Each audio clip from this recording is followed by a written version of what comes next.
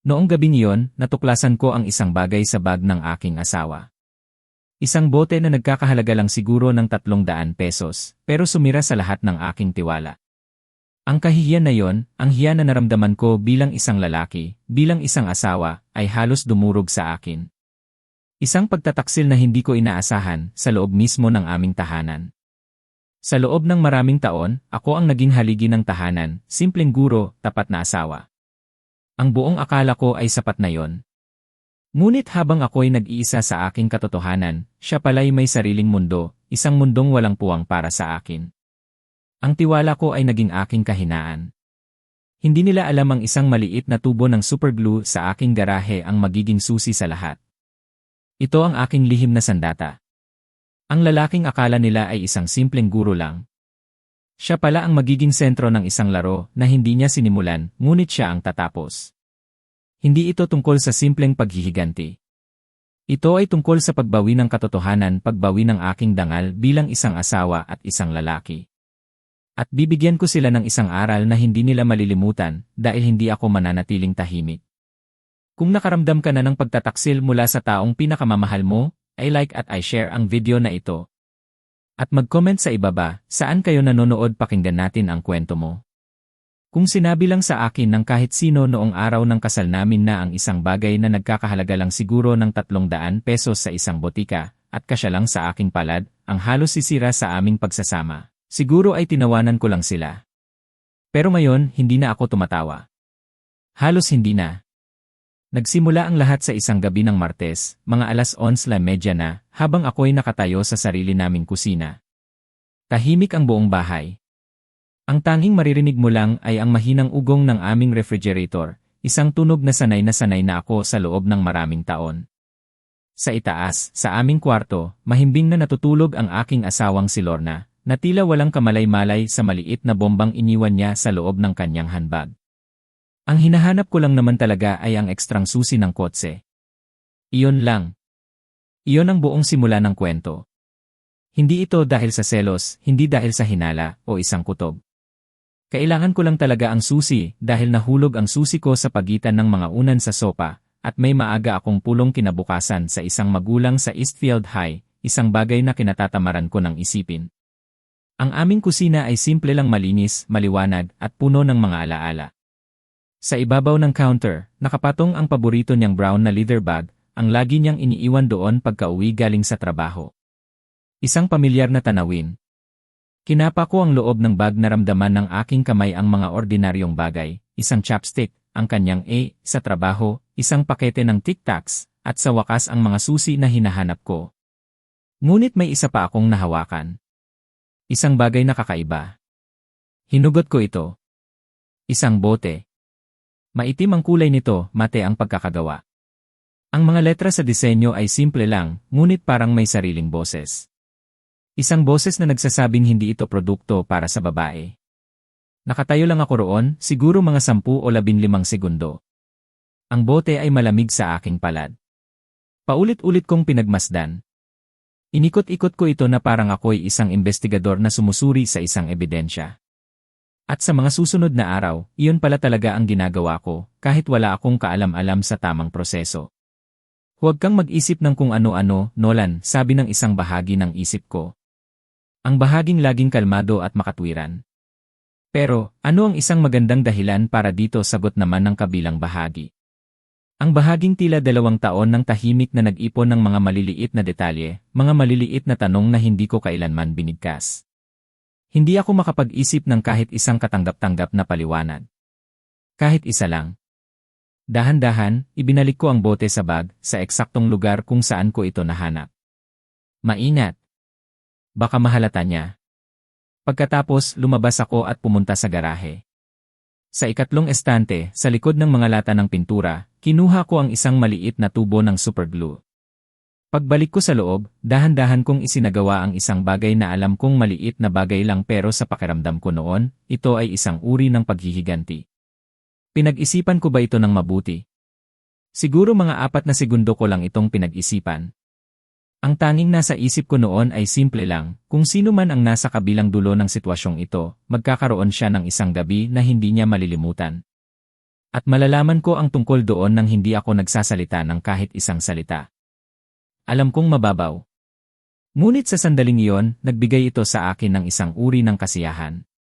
Hindi ko pa alam noon kung gaano ito magiging isang malaking pagkakamali. Isang pagkakamali na babago sa lahat. Pagkatapos kong gawin yon, nagluto pa ako ng pasta. Kumain ako.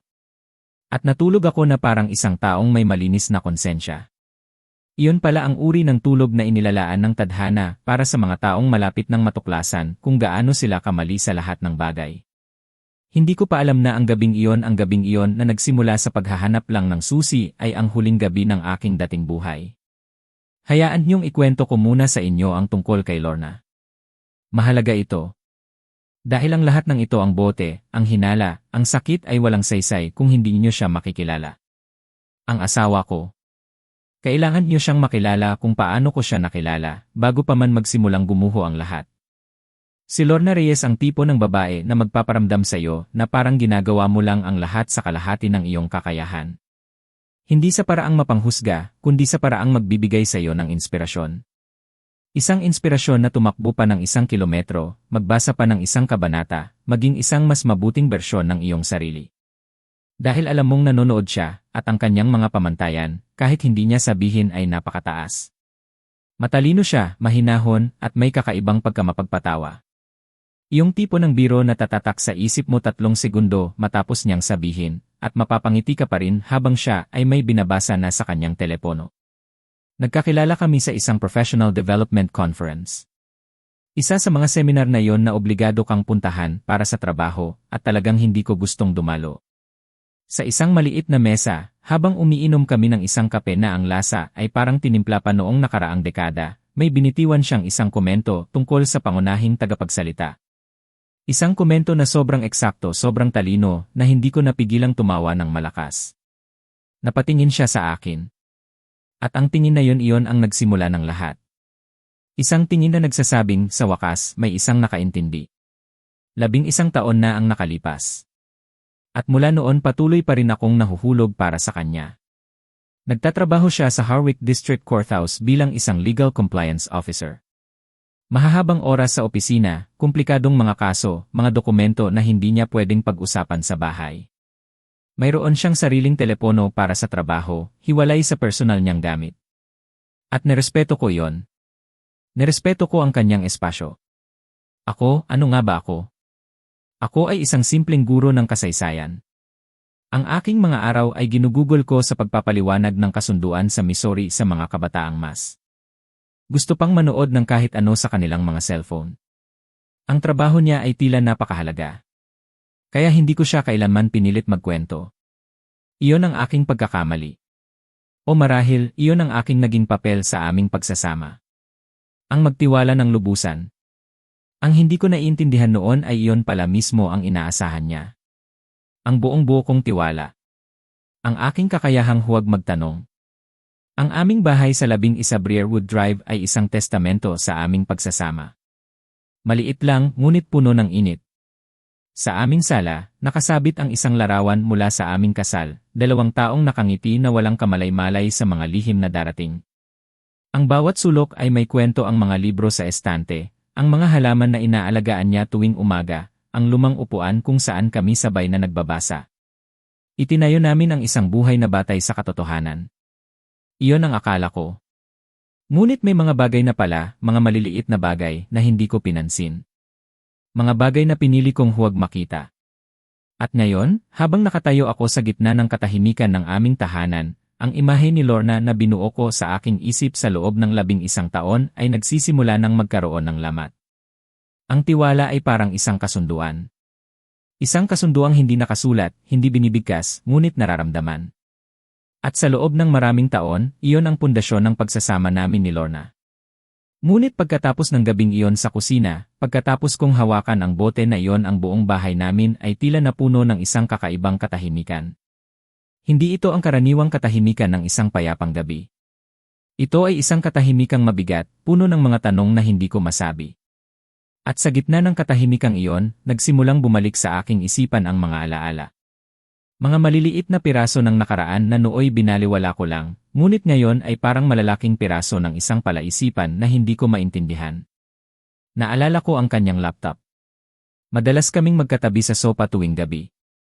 Ako, nagbabasa ng libro, at siya naman, nagtatrabaho sa kanyang laptop. Ang sala namin ay maliit lang, ang ilaw mula sa aming lampara ay mainit, at ang pakiramdam ay palaging payapa. Ngunit napansin ko, sa tuwing ako'y dadaan sa kanyang likuran, o sisilip sa kanyang ginagawa, marahan ngunit tiyak ay iaanggulo niya palayo ang screen ng laptop. Hindi biglaan.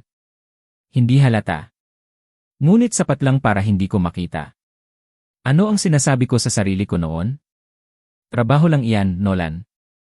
Confidential siguro ang mga kaso niya. Iyon ang pinaniniwalaan ko.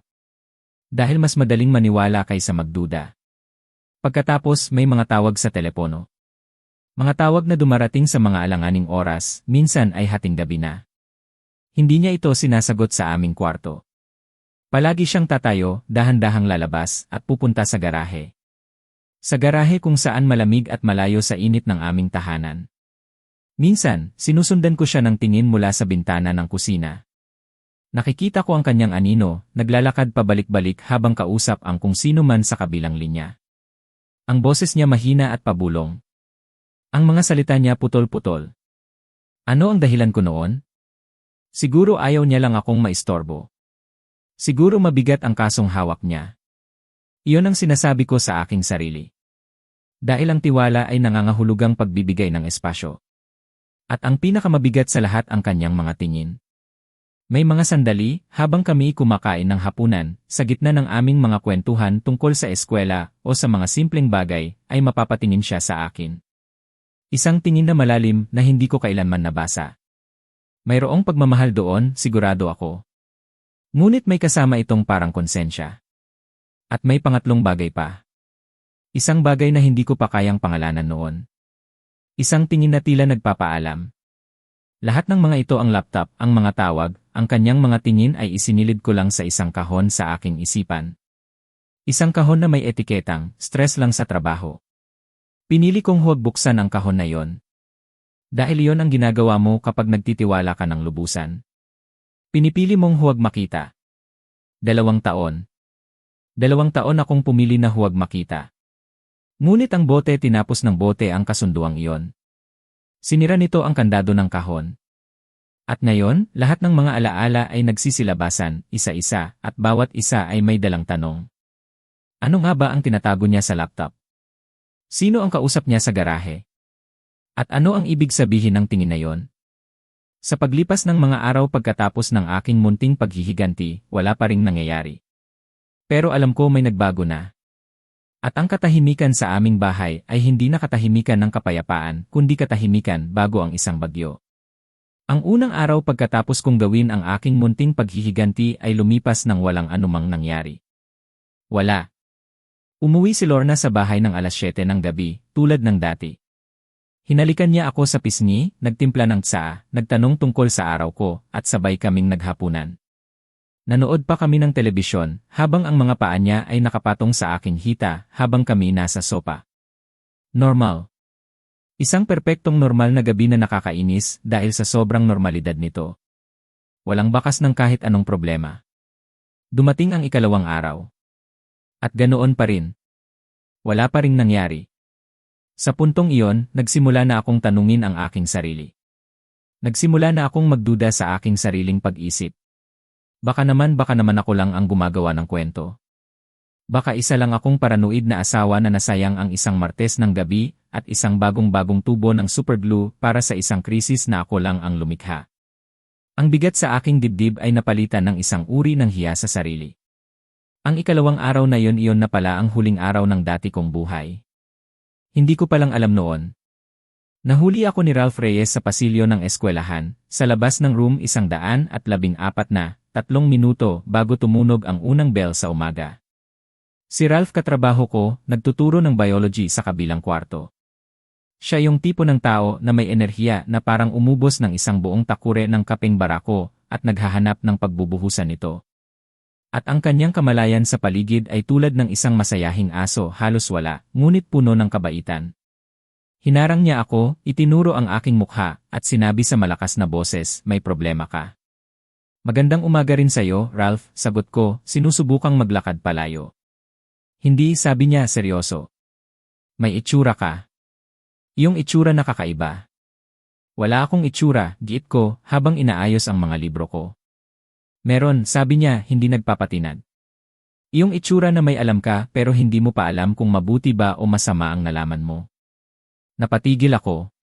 Tinitigan niya ako at ikiniling niya ang kanyang ulo na parang sinusuri ang isang espesimen sa ilalim ng mikroskopyo. Pagkatapos ay nagtanong siya, si Lorna ba? Okay lang ba si Lorna? Ang pagbanggit niya sa pangalan ni Lorna ay nagdulot ng kaba sa akin. Itinago ko ito. Ayos lang si Lorna, sabi ko, pilit nang umiti. Sige na, Ralph. Magturo ka na. Itinuro niya ulit ako habang dahan-dahan siyang umaatras sa pasilyo, nakaturo pa rin, nakatingin na parang isang taong nag-ipon ng ebidensya para sa isang kaso. Hindi ko siya pinansin at pumasok na ako sa aking silid-aralan. Dapat pala nakinig ako kay Ralph. Dapat pala pinansin ko ang kanyang babala.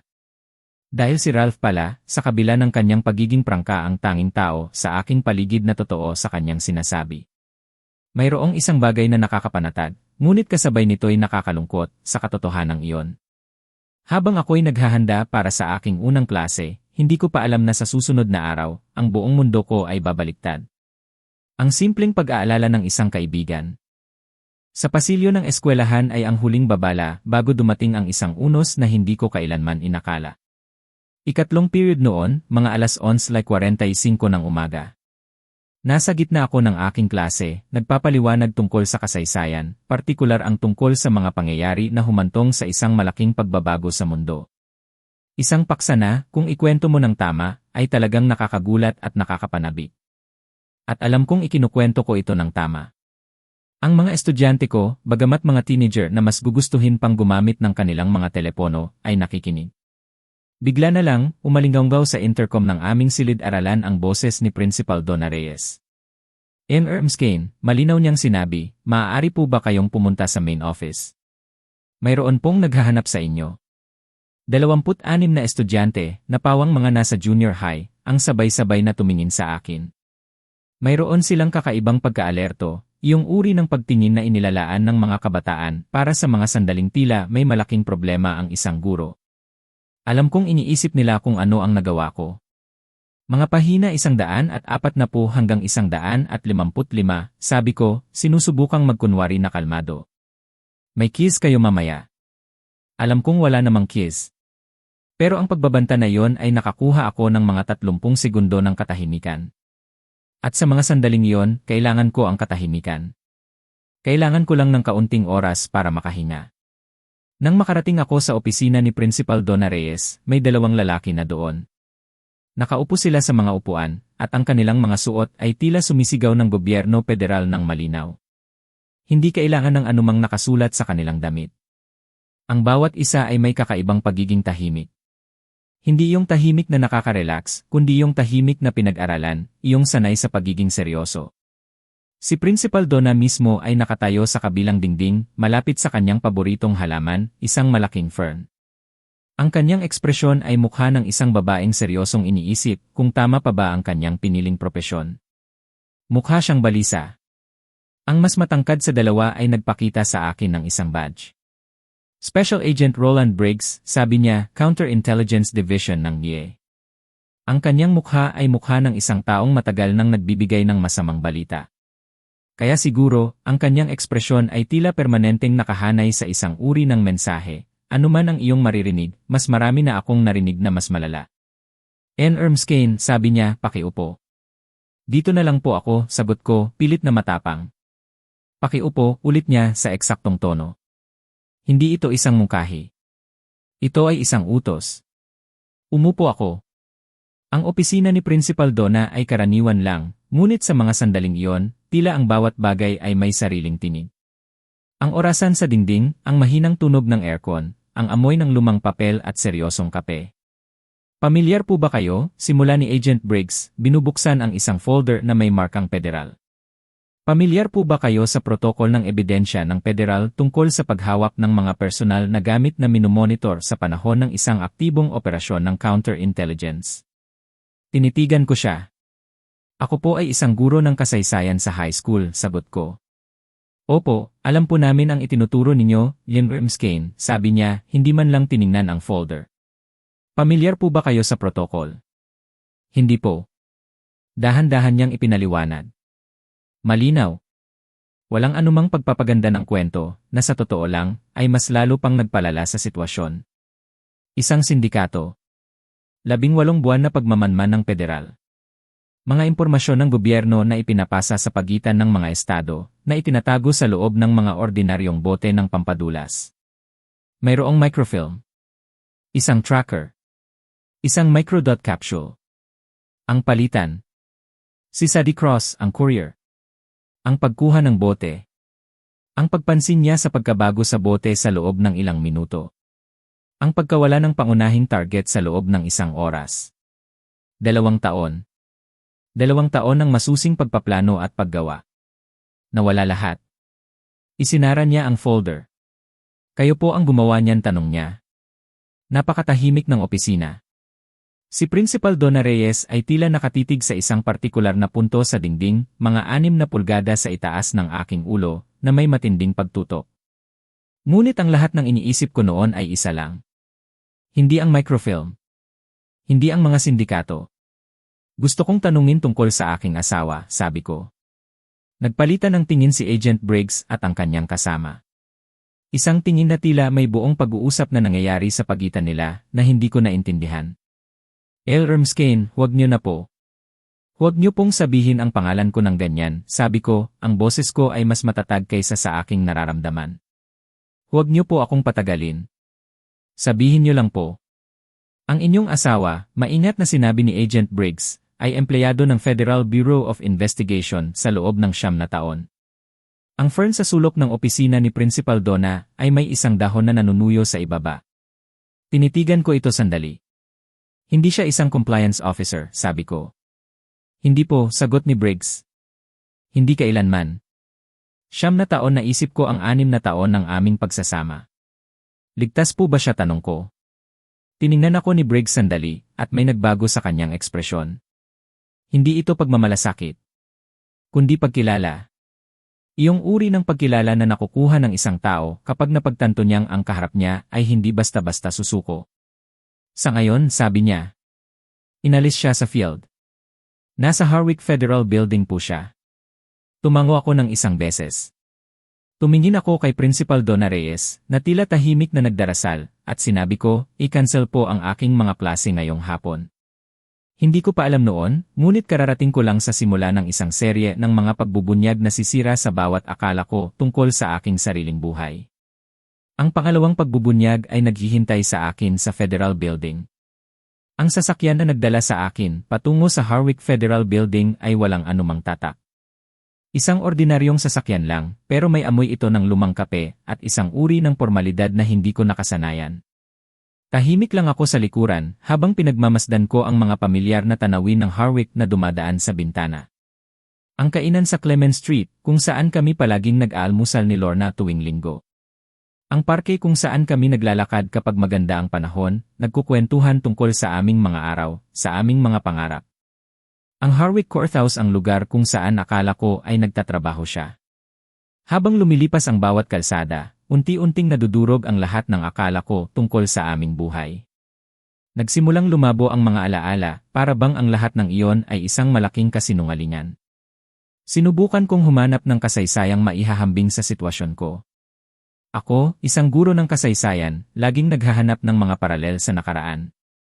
Ngunit wala. Walang nakasulat sa anumang libro ng kasaysayan kung ano ang gagawin kapag nalaman mong ang iyong asawa, sa loob ng 6 na taon, ay isang ahente ng federal na namuhay ng 2 magkaibang buhay, nang may kalmado at husay na tila hindi kailanman kinakailangan na sabihin sa'yo. Hindi ko na maintindihan ang mundo. Hindi ko na maintindihan ang aking asawa. Ang Federal Building ay malaki at seryoso, na may aura ng isang lugar kung saan nagaganap ang mahahalagang bagay sa mga silid na sadyang piniling magmukhang hindi gaanong mahalaga. Sumunod ako kay Agent Briggs sa isang pasilyo na may amoy ng recycled air. Ang bawat hakbang ay tila nagpapabigat sa aking kalooban. Huminto kami sa labas ng isang pinto na may maliit na bintana na may pampatibay. At doon ko siya nakita. Si Lorna. Nakaupo siya sa isang mesa sa kabilang panig ng bintana. Suot pa rin niya ang kulay abong blazer na suot niya papasok sa trabaho kaninang umaga. Ang kanyang mga kamay ay nakapatong ng patag sa mesa, hindi nakaposas. Hindi siya isang suspect. Ngunit may isang bagay na ibang-iba sa kanyang tindig. Nawala ang lahat ng pagganap. Ang lahat. Ang maingat, planadong pagiging kalmado na isinusuot niya araw-araw na parang pangalawang balat ay natanggal na. At ang natira sa ilalim ay isang taong, sa isang banda, ay lubusan kong nakikilala, ngunit sa kabilang banda ay hindi ko pala kilala. Nag-angat siya ng tingin at nakita ako sa bintana. Wala akong tamang salita para ilarawan ang gumuhit sa kanyang mukha sa sandaling iyon. 12 taon kong ginugol ang aking buhay sa paghahanap ng mga salita para sa karanasan ng tao, ngunit wala pa rin ako. Hindi ito pagkakasala. Hindi rin ito paggaan ng loob. Ito ay isang bagay na mukhang isang tao na nagbaba ng isang napakabigat na pasanin matapos itong dalhin ng napakatagal. Binuksan ni Agent Briggs ang pinto. Pumasok ako at umupo sa tapat niya. Isinara ang pinto. Katahimikan. Pagkatapos, sinabi ni Lorna, patawarin mo ako. Ang boses niya ito ang boses ng aking asawa. Pero puno ito ng sakit na hindi ko pa narinig noon. Gaano nakatagal, tanong ko? Bago pa tayo magkakilala, sagot niya. Tayo ba nagtigil ako? Nagsimulang muli. May kahit anong totoo ba sa atin? Lahat, sabi niya agad, matatag, na tila pinaghandaan niya ang sagot na iyon, ngunit hindi pa rin madaling sabihin. Nolan, lahat ng iyon ay totoo. Lahat ng naging tayo ay totoo. Kailangan mong marinig iyon bago ang anumang bagay. Sinungaling ka sa akin araw-araw sa loob ng 6 na taon tungkol sa iyong trabaho, sabi ko. Hindi tungkol sa atin. Tumawa ako. Isang tawa na mali. Masyadong matalim, masyadong maikli. Iyan ay isang pagtatalakay na kailangan mong ipaliwanag sa akin ng napakabagal, Lorna. Dahil mula sa aking kinaupuan, hindi ganoon magkahiwalay ang dalawang bagay na yon tulad ng iyong iniisip. Alam ko. Nag-alsa ang boses niya sa pangalawang salita, at inayos niya ito nang may pagtitimpi na nagsasabing sanay na siyang magtipon ng kanyang sarili sa ilalim ng matinding presyon. Alam ko kung ano ang nawala sa iyo dahil sa akin. Hindi ko sasabihing ayos lang yon dahil hindi. Ngunit kailangan mong malaman na pinili kita. Araw-araw, sa bawat operasyon, sa bawat kwento, sa bawat nakasarang pinto, pinili kita. At may mga araw na ang pagpili sa iyo ay nagkakahalaga ng higit pa sa iyong maintindihan. Ang huling pangungusap na yon isinilid ko iyon sa aking isipan, nang hindi ko alam kung bakit. Magiging mahalaga yon sa bandang huli. Magiging napakahalaga. Kwentuhan mo ako tungkol sa bote, sabi ko. Sinimulan niyang ipaliwanag sa akin. Ang sindikato. Ang operasyon ng microfilm. Ang maingat na pagpapalit na pinamamahalaan niya sa loob ng maraming buwan. Ang bote bilang sisidlan ng ebidensya, may tracker, maingat na inilagay. Sa gabi ng palitan, iyon sana ang huling beses. Ang pinakamataas na pinuno ng sindikato, isang taong walang pangalan at walang record, na nagtatago ng higit sa isang dekada, ay inaasahang magpapakita ng personal. Isang sandali. Isang pagkakakilanlan. Ang buong operasyon ay nakasalalay dito. At pagkatapos dumating ang kanyang asawang guro ng kasaysayan. Ako. At nagdala ako ng isang tubo ng superglue. At ginawa kong isang lumang bagay ang buong operasyon. Napansin agad ng courier sa loob ng ilang minuto, sabi ni Lorna. Si Sadie Cross, bihasa siya.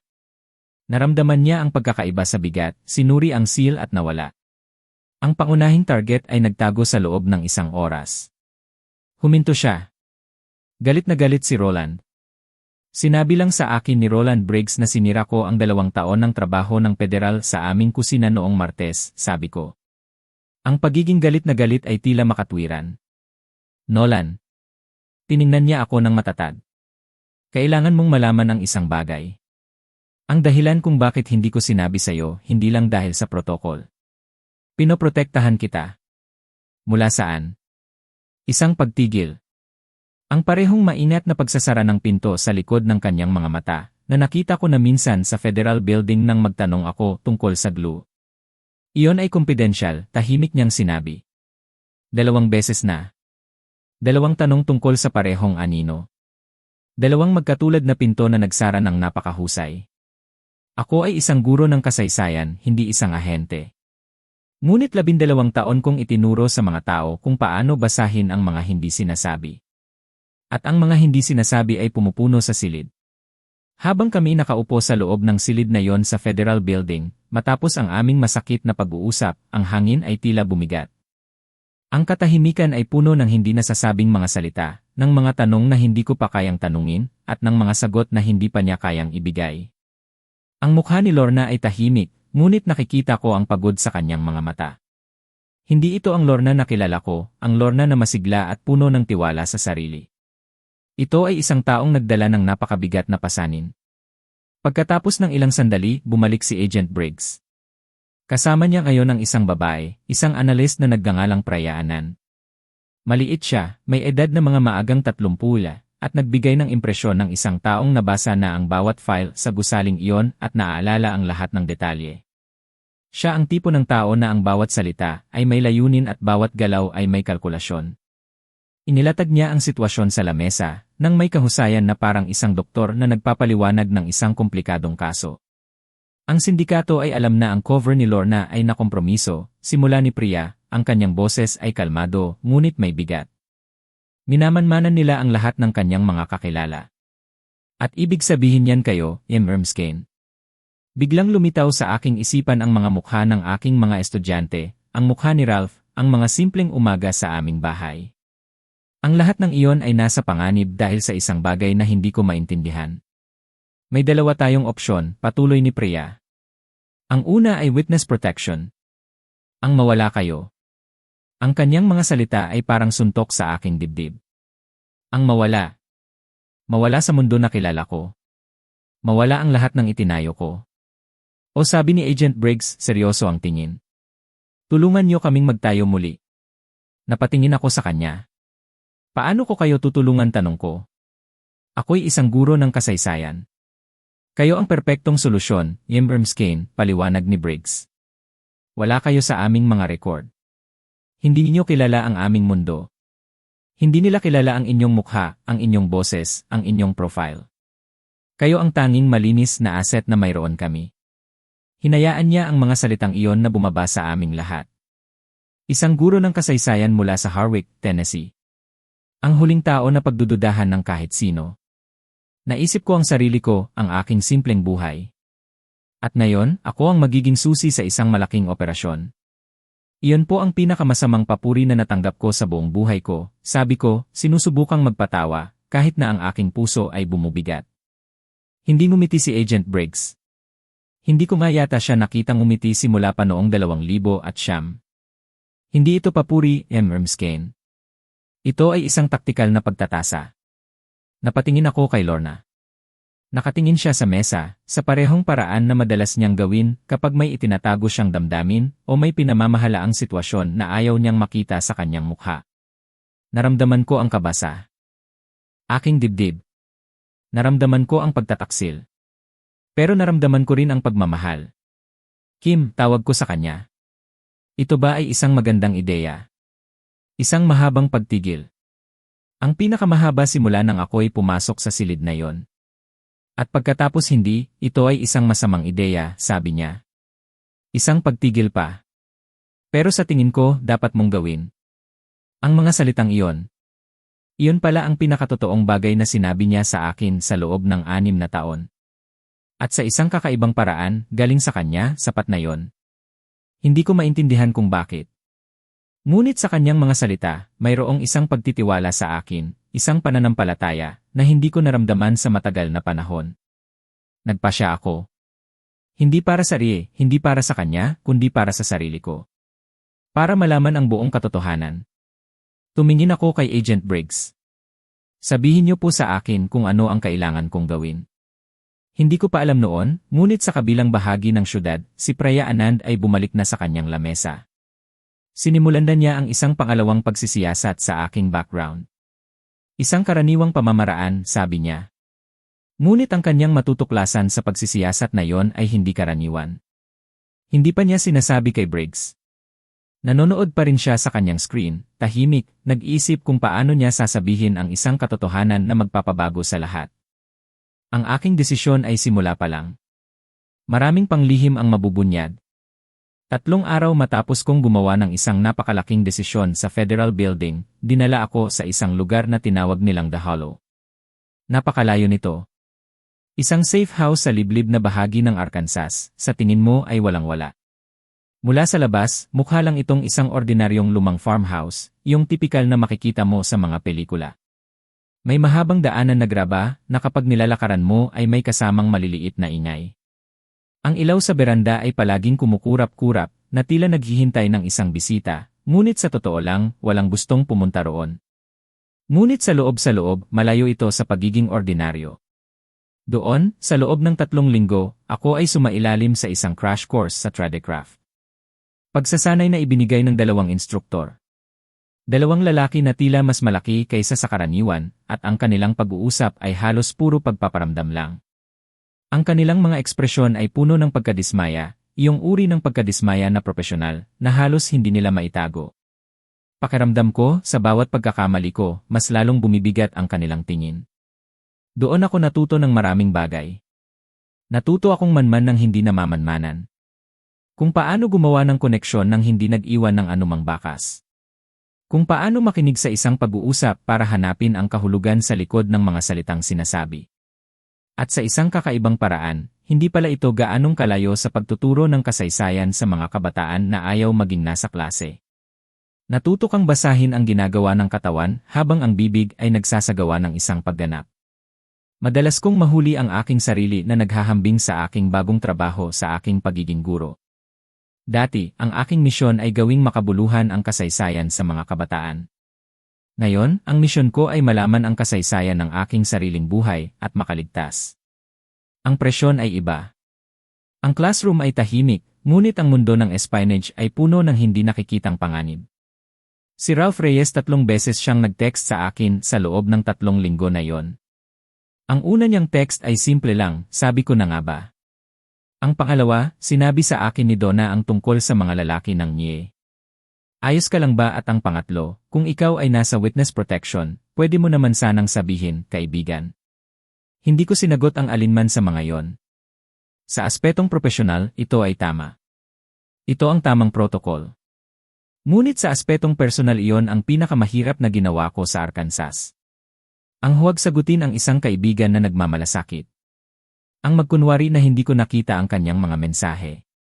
Ang pakiramdam ng paghihiwalay ay lalong lumalalim at naramdaman ko ang lungkot na dulot ng pagtalikod sa mga pamilyar na mukha.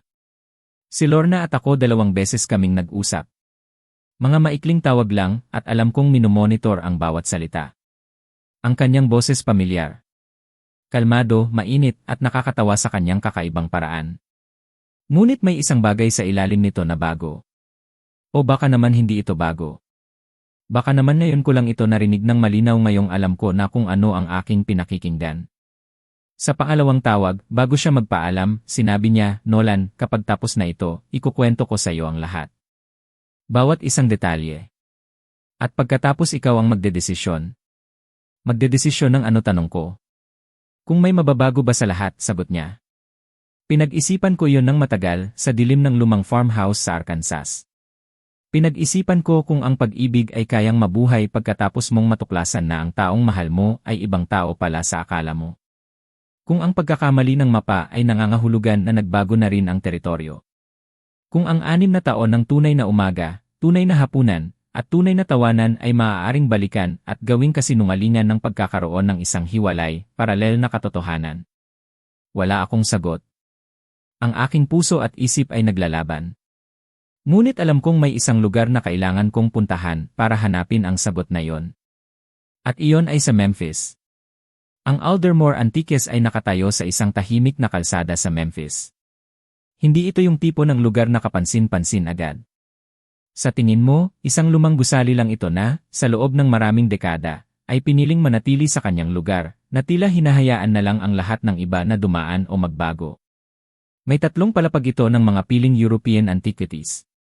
Sa bawat pagbukas ng pinto, maririnig mo ang mahinang tunog ng mga brass door handle.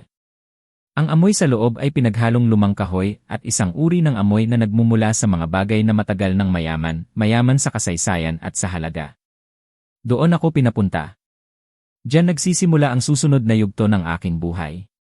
Si Karsten Mol, siya ang nagpapatakbo ng lugar na ito sa loob ng 11 taon. Sa labas, sa lahat ng tingin, mukha siyang isang lehitimong negosyante. Maingat siya sa lahat ng detalye, mula sa pagkakalatag ng mga gamit hanggang sa paglilinis ng bawat sulok. Siya yung tipo ng tao na naintindihan na ang pinakamagandang takip o cover ay yung hindi mo maramdaman na takip. Dahil sa halos lahat ng aspeto, totoo yon. Pumasok ako doon isang hapon ng Huwebes. Nakasuot ako ng isang jacket na hindi sa akin, at may dala akong isang kwento ng pinagmulan o backstory na kinabisa ko. Kinabisa ko ito ng lubusan, ng maingat, at may kakaibang takot. Iyong takot ng isang taong alam na ang isang pagkakamali, isang pagkalimot sa gitna ng usapan, ay magkakaroon ng malaking epekto. Si Mol ay nasa likod ng counter. Sinusuri niya ang isang maliit na figurang tanso gamit ang isang magnifying glass. Eksakto siya sa deskripsyon na ibinigay sa akin, nasa kalagitnaan ng 4 na pula, maayos ang pananamit, at may isang uri ng kaanyuan na dulot ng pera at mahabang pasensya. Pagpasok ko, nag-angat siya ng tingin. Ang kanyang pagtingin ay mapansin, ngunit may isang uri ng pagiging kalmado. Tila, na-assess at nakategorize na niya ako, bago pa man ako nakalayo ng 2 hakbang mula sa pinto. May hinahanap po ba kayong partikular tanong niya, ang kanyang boses ay malumanay. Mayroong bahagyang aksenteng German South African sa kanyang pananalita. Isang boses na madulas, na parang sinanay na makipag-ugnayan sa iba't ibang uri ng tao. May nagrekomenda po sa inyo ang isang kaibigan, simula ko, sinusubukang magpakalma. Ang bawat salita ay may bigat.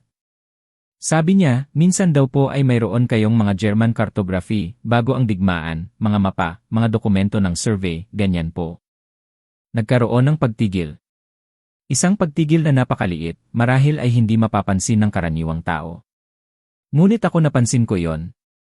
Natuklasan ko sa pagsasanay sa Arkansas na ang mga maliliit na pagtigil na yon, ang mga pagkakaiba sa ritmo ng pag-uusap, ang siyang nagdadala ng pinakamahalagang impormasyon. Minsan po ay mayroon kami, sabi niya. Anong panahon po ba? Maagang ika-negatibo 20 siglo, sagot ko. Ang aking interes po ay ang mga dokumentasyon ng mga pagbabago sa teritoryo pagkatapos ng 1918. Tinitigan ko siya, sinusubukang panatilihin ang aking tingin. Hindi ako kumurap. Iyon ang isang bagay na natutunan ko, kung paano maging matatag, kahit na sa loob ay kinakabahan ka. Isang pagtigil pa. Ngayon, ang pagtigil na ito ay nagtagal ng eksaktong tamang oras. Isang kalkuladong pagtigil. Bumalik po kayo sa Sabado, sabi niya. Baka po mayroon akong maipakita sa inyo. Tumango ako.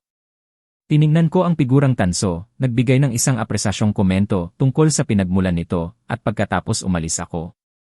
Nang makalabas ako sa kalsada, naglakad ako ng 2 bloke, lumiko sa isang kanto, at tumayo sa isang pader na ladrilyo sa loob ng humigit kumulang 30 segundo. Huminga ako ng malalim, parang isang taong kakalabas lang mula sa isang sitwasyong mapanganib at nakalusot. Ang pakiramdam ng ginhawa ay dumaloy sa akin. Nagawa ko. Nagawa ko ang unang hakbang. Nakapag-ugnayan ako. Ang kadena ay muling gumagalaw. At sa isang lugar sa itaas ko, sa isang operations room ng NIE sa Nashville, si Roland Briggs ay nakatingin sa isang maliit na tuldok sa kanyang screen. At sa unang pagkakataon sa loob ng 3 linggo, mayroong isang bagay sa kanyang dibdib na bahagyang lumuwag. Isang maliit na tagumpay.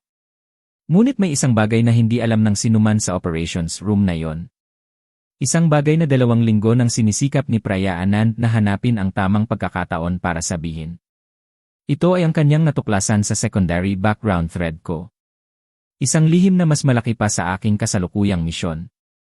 Isang katotohanan na magpapabago sa lahat ng aming nalalaman. Pagbalik ko mula sa Memphis, pagkatapos ng aking unang misyon, ako'y agad na dinala sa Nashville Field Office para sa isang debriefing. Ang pakiramdam ko'y pagod, ngunit may kasama ring kakaibang pag-asa. Nagawa ko ang aking bahagi. Nagtagumpay ako. Habang ako'y kumakain ng isang sandwich sa safe house, sinusubukang iproseso ang lahat ng nangyari, biglang may kumatok. Ang aking handler iyon. Sabi niya, kailangan ako ni Agent Briggs sa briefing room ngayon din. Pagpasok ko sa silid, naroon si Prayaanan. Ang kanyang hitsura ay tila isang taong nagdala ng isang impormasyon na napakabigat para sa kanya. Ang bigat ng kanyang tingin, ang kanyang tahimik na pagiging matatag, ay nagpapahiwatig na mayroon siyang sasabihin na mas malaki pa sa anumang narinig ko. Nakaupo siya, nakatitig sa kanyang screen, at alam kong nag-isip siya kung paano niya babasagin ang balita. Ermskane, simula niya, ang kanyang boses ay maingat at seryoso, kailangan ko po kayong tanungin tungkol sa inyong ama. Biglang bumigat ang aking dibdib.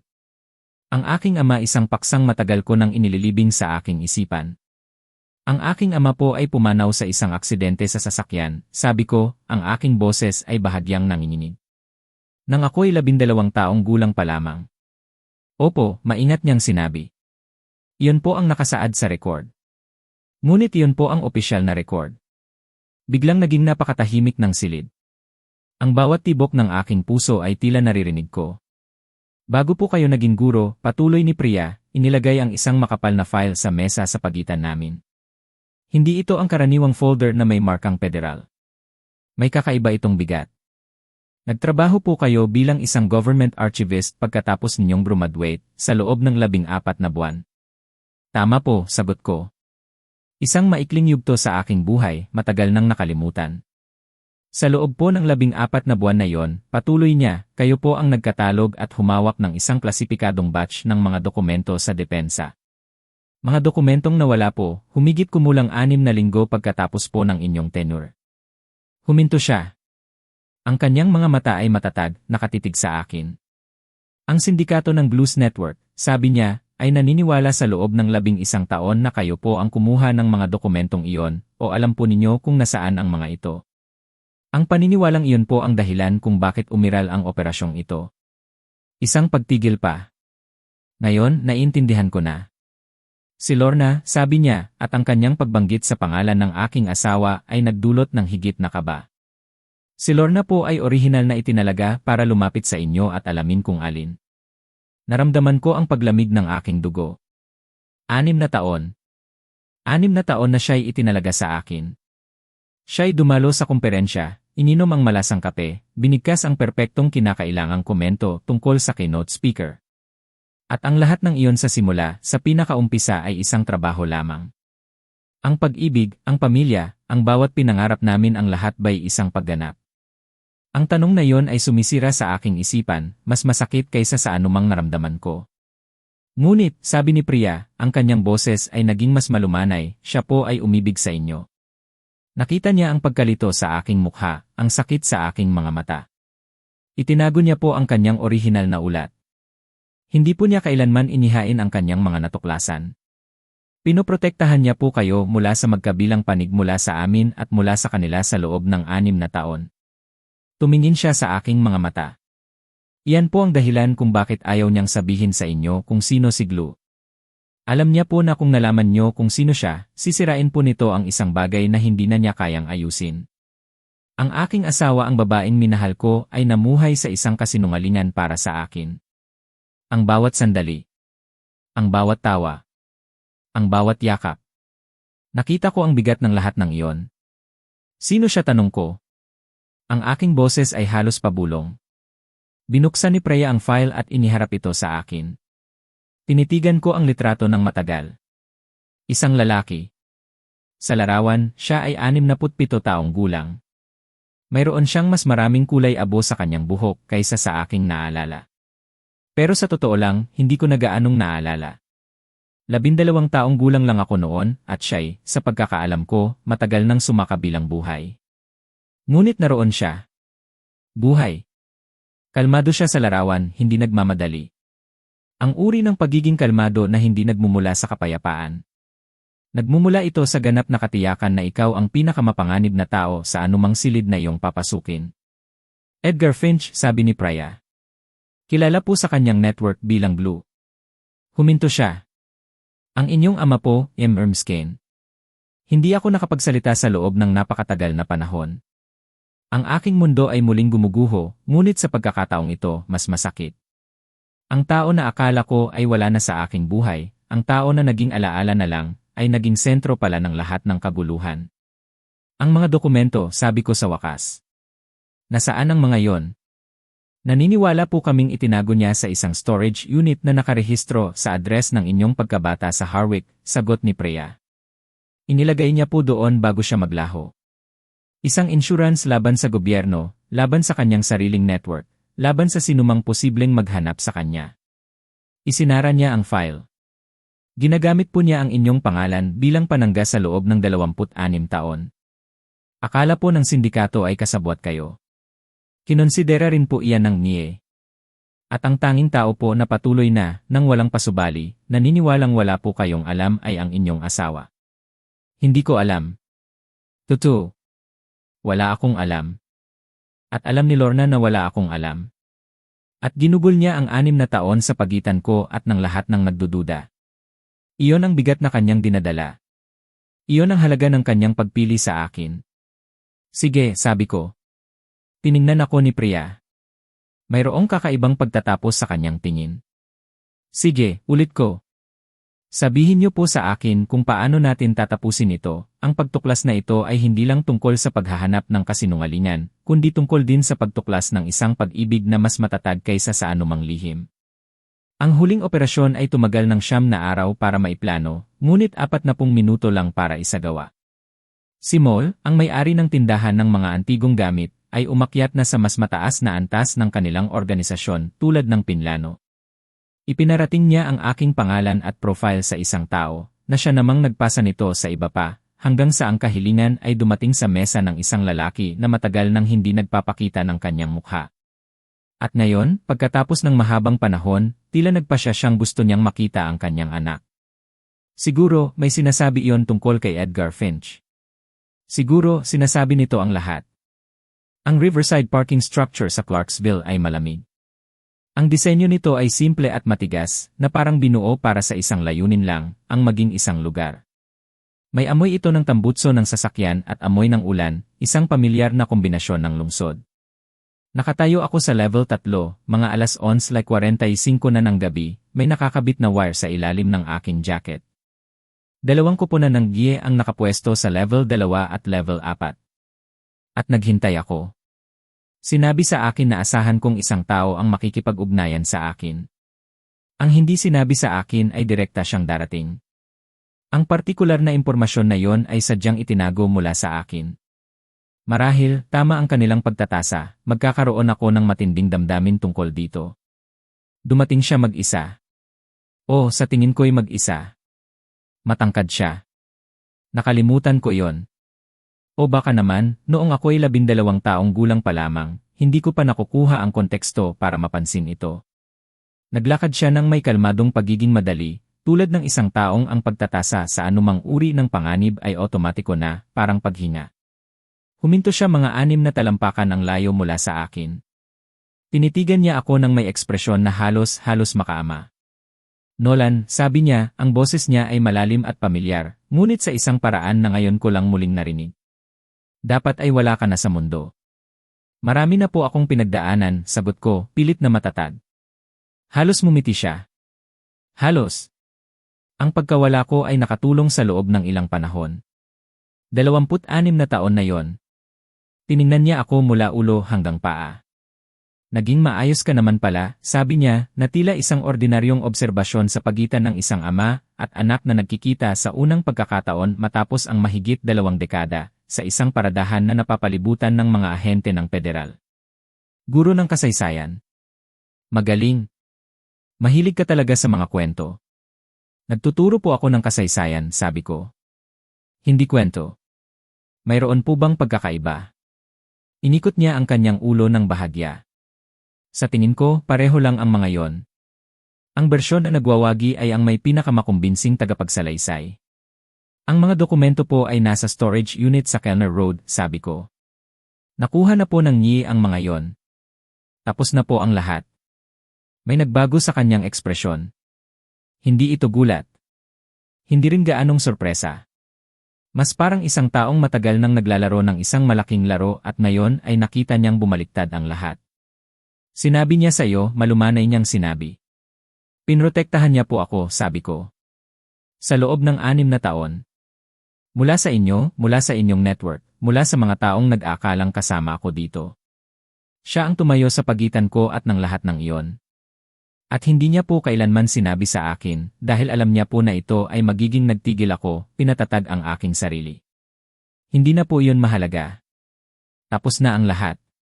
Isang mahabang katahimikan. Ang tunog ng ulan sa labas, ang mahinang tunog ng ilog sa di kalayuan. Nagtataka ako kung kailan ka makakarating dito, sabi niya sa wakas. Ang linya ay binigkas ng madali, tulad ng isang taong matagal nang nag-ipon ng salitang iyon. Nakilala ko ang ugaling iyon. Iyon din ang sa akin. Ang perpektong tiyempo sa bawat komento, ang kinakailangang pagtatapos ng usapan. Tila naman ako iyon. Alam ko po, sabi ko. Kaya ako dumating. Umatras ako ng isang hakbang. 2 ahente ng GIE ang lumabas mula sa anino sa magkabilang panig. Si Edgar Finch, ang Glue, ang taong walang sinuman ang nakakabit, ay itinaas ang kanyang mga kamay. Kalmado siya, tulad ng isang taong laging alam na ito ang tanging posibleng pagtatapos, at pinagpaliban lang niya ito. Mula sa anino sa aking kaliwa, kung saan hindi siya otorisadong naroon, lumabas si Lorna. Nakasuot siya ng isang jacket na pamilyar sa akin, mula sa aming kabinet sa 11 Breerwood Drive.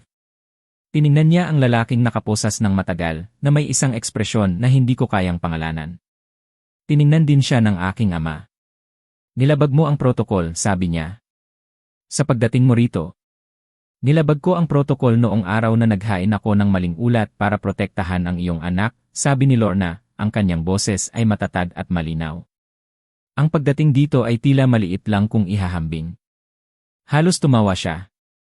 Halos. Pagkatapos, naroon na si Briggs at ang sandaling iyon ay natapos na. Si Edgar Finch ay dahan-dahang iginaya patungo sa isang naghihintay na sasakyan, ang kanyang mga hakbang ay maingat at hindi nagmamadali. Parang isang taong papunta sa isang lugar na hindi na niya kailanman iwan. Si Lorna ay tumayo sa tabi ko at pinanood namin ang sasakyan hanggang sa ito'y mawala. Si Sadie Cross, sabi ko. Siya ang kasama niya sa lahat ng oras mula pa sa simula. Hindi siya kailanman nawala, sabi ni Lorna. Diretso siyang bumalik sa kanya at sinabi na ang operasyon ay nakompromiso. Isang pagtigil. Gumugol siya ng 2 linggo para magpasya kung tatakas ba siya o magpapakita.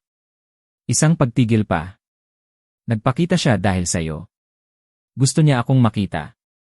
Opo. Naisip ko yon.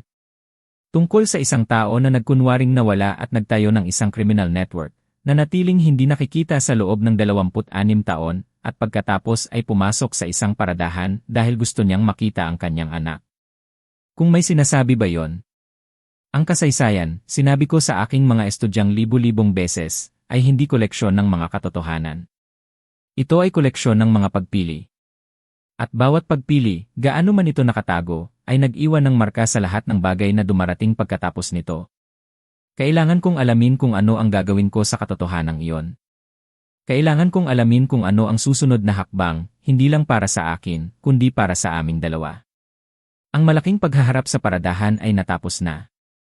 Si Edgar Finch, ang taong akala ko'y matagal nang wala sa aking buhay, ang glue ng kanyang network, ay nadakip. Ang taong walang anumang nakakapit sa kanya sa loob ng 26 na taon ngayon, lahat ng kanyang ginawa ay may kaukulang responsibilidad. Naharap siya sa 11 kaso ng federal, kasama na ang mga usapin ng pagtataksil sa bayan at iba pa. Ang mga dokumentong matagal nang nawawala ay natagpuan sa storage unit sa Kellner Road, eksakto sa sinabi ni Prayaanan. Ang lahat ng pagdududa laban sa akin, kay Nolan Skane, ay nalinis. Nagbigay sila sa akin ng isang formal na paghingi ng paumanhin, isang paghingi ng tawad na binigkas ng may tono ng isang taong nagsisisi, ngunit medyo abala rin. Isang simpleng pasensya na parang kulang, ngunit sapat na. 2 linggo matapos ang pagdakip kay Edgar, nagpa siyang magbitiw si Lorna sa RIE. Hindi niya ito ginawang malaking issue. Walang seremonya, walang pagmamalaki. Isang Miyerkules ng gabi, umuwi siya sa 11 Breerwood Drive, ang aming tahanan. Inilagay niya ang kanyang bag sa kitchen counter, tulad ng dati, at nagtimpla ng tsa. Naupo kami sa aming kitchen table ng matagal. Doon kami, dalawang tao na nagkaroon ng sariling lihim sa isa't isa, dahil sa magkaibang dahilan, ngunit parehong nagdulot ng matinding sakit. Dalawang tao na paulit-ulit na pinili ang isa't isa, kahit na may malaking kapalit, kahit hindi nila masabi ng malakas. Ang aming maliit na kusina, na dati puno ng ingay ng mga pag-uusap at tawa, ngayon ay puno ng isang uri ng katahimikan na nagsasabi ng maraming bagay. Ang bawat kagamitan, ang bawat larawan sa dingding, ay tila naghihintay, nag-aabang sa susunod na kabanata. Ang hangin ay mabigat. Naramdaman ko ang takot at pag-asa sa kanyang mga mata. Sa akin naman, halo-halong emosyon, sakit, pagkadismaya, pag-unawa, at isang malalim na pag-ibig na hindi kailanman nawala. Kailangan kitang tanungin ng isang bagay, sabi ko, ang aking boses ay kalmado, halos pabulong. Tumingin siya sa akin. CJ. Ang kumperensya na pinagkikitaan natin, simula ko. Ang malasang kape, ang komento tungkol sa keynote speaker, tiningnan ko siya ng matatag. May anuman ba doon, sa simula pa lang, na assignment mo? Nanatili siyang tahimik sandali. Isang mahabang sandali na tila humihinga ang buong mundo. Ang kumperensya ay ang assignment, sabi niya, ang kanyang boses ay malinaw. Pero lahat ng nangyari pagkatapos ng unang 30 segundo ay hindi. Naramdaman ko ang paggaan ng aking dibdib. Ang 30 segundo. Iyon pala ang pagkakaiba. Ano ang nangyari pagkatapos ng 30 segundo, tanong ko. Tiningnan niya ako at may isang maliit, komplikadong ngiti ang sumilay sa kanyang labi. Isang ngiting nagsasabi ng isang buong kwento. Tumawa ka, sabi niya. Napakalakas. Ganap na walang pag-iingat. Na parang walang nanonood. Huminto siya, ang ngiti ay lumalim. At naisip ko. Naisip niya. Naisip ko, patuloy niya, ang lalaking iyon wala siyang ideya kung paano maging iba maliban sa kung sino siya. At napakatagal na panahon kong hindi nakasama ang isang taong ganyan. Hindi ko alam kung ano ang gagawin sa'yo, Nolan. Muling naging napakatahimik ng kusina. Sa labas, ang Harwick ay nagpapatuloy sa kanyang ordinaryong gabi. Ang mga ilaw sa kalsada ay nagsimulang magsindi. Sa counter, sa tabi ng bag ni Lorna, naroon pa rin ang bote. Ang maliit na maitim na bote na may simpleng font. Hindi ko alam kung paano ito naroroon. Hindi ko rin tinanong. Siguro, sadyang inilagay iyon ni Lorna doon. Siguro, isang paalala. Siguro, iyon ang kanyang kakaibang, tuso, at nakakatawang sense of humor na lumabas din sa wakas, matapos ang 6 na taon ng maingat na pagtatago. Walang sinuman sa amin ang gumalaw dito. Walang sinuman sa amin ang tumawa. Pero halos nagawa namin. At sa sandaling iyon, alam kong ang aming paglalakbay ay hindi pa tapos. Ito ay isang bagong simula. Isang simula na itinatayo sa pundasyon ng katotohanan, ng pagtanggap, at ng pag-ibig na sinubukan at napatunayang mas matatag kaysa sa anumang lihim. Ang kwento ni Edgar Finch ay natapos sa hustisya. Siya'y naharap sa kanyang mga kaso. Ako, si Nolan, ay nilinis sa lahat ng pagdududa. Isang paumanhin ang natanggap ko. Si Lorna, ang aking asawa, ay nagbitiw sa kanyang trabaho sa RIE. Isang gabi, naupo kami sa aming kusina. Ang katahimikan ay puno ng pag-unawa, ng pagpapatawad. Ang kumperensya, Lorna, tanong ko. Trabaho ba talaga yon sa simula? Ngumiti siya. Ang kumperensya ay trabaho. Ngunit ang lahat ng nangyari pagkatapos ng unang 30 segundo iyon ay totoo na. Ang boat naroon pa rin sa counter. Hindi namin ito ginalaw. Isang paalala siguro sa aming napagdaanan. Nahanap namin ang aming bagong simula, isang matatag na pundasyon ng katotohanan. Kung naghanap ka rin ng iyong katotohanan, ay like at I share ang video na ito. Mag-comment sa ibaba, saan kayo nanonood? Pakinggan natin ang inyong kwento.